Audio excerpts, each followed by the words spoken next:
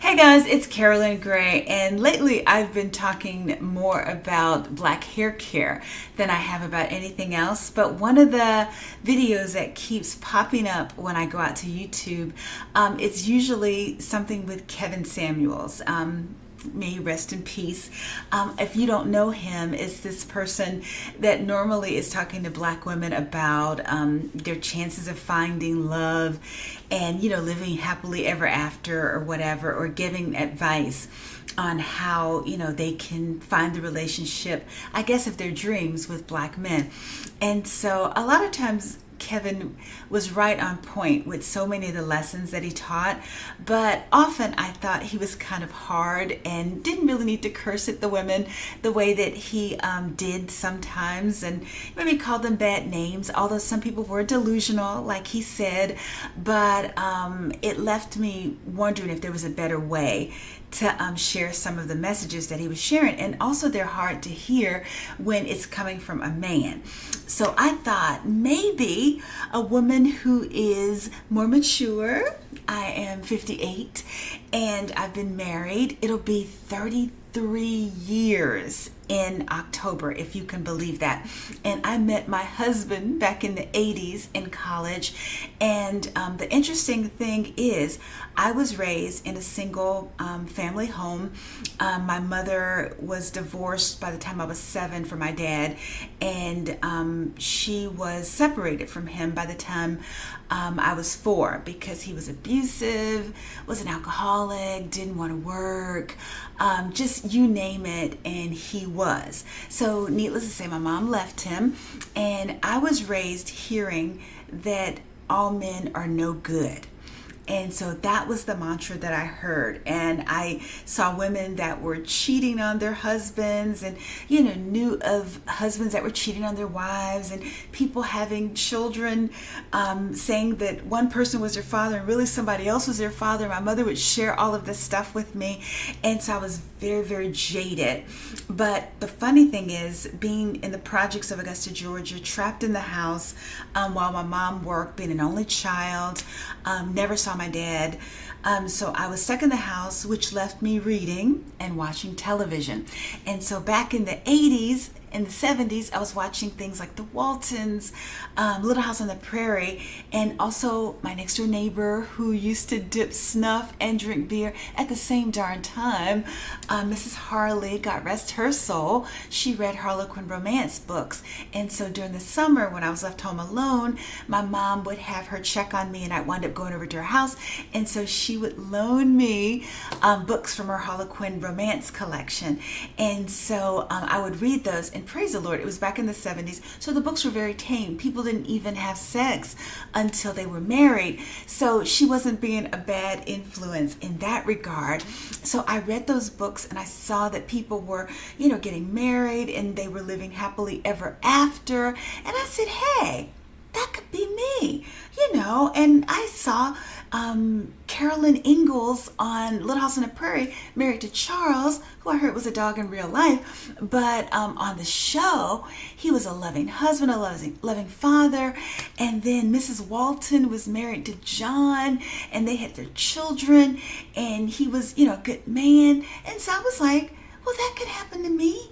If it could happen to them, why can't it happen to me? So that was where I got my dream, that I could find, that husband where I could build my own family and create a loving environment unlike what I grew up with. But like I said, I was raised to believe that all men were dogs and men were no good. And so if I hadn't had some of the other influences, I would have thought that finding love and getting married was an impossible dream. It is not. I'm here to tell you, like I said, almost 33 years later. So I met my husband in college back in the 80s, and it was a time where I wondered if I'd ever find love, because at the time, especially with a black man, and my mother didn't want me to bring anybody white home.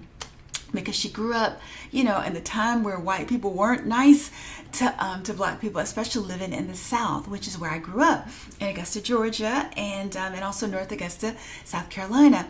So the funny thing is that I went off to school thinking I was going to find a husband, because I grew up during the 70s and 80s.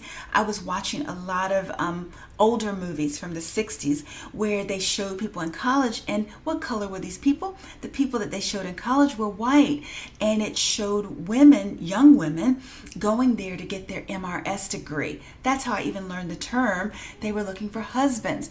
And so because I saw, Gidget and Doris Day and different people in those settings, white women from the 60s, it made me say, oh, so when you go to college, you're supposed to get your degree, get your BS or whatever, but also your MRS. So I went to Clemson University looking for a BS and an MRS degree.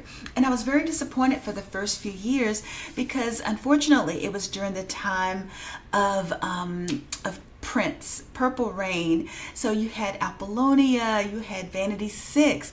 These women were very light skinned. And so I was a brownie, as Oprah would call it. And so some of the guys who were even darker than I was thought I was too dark. And they were looking for someone that was light skinned.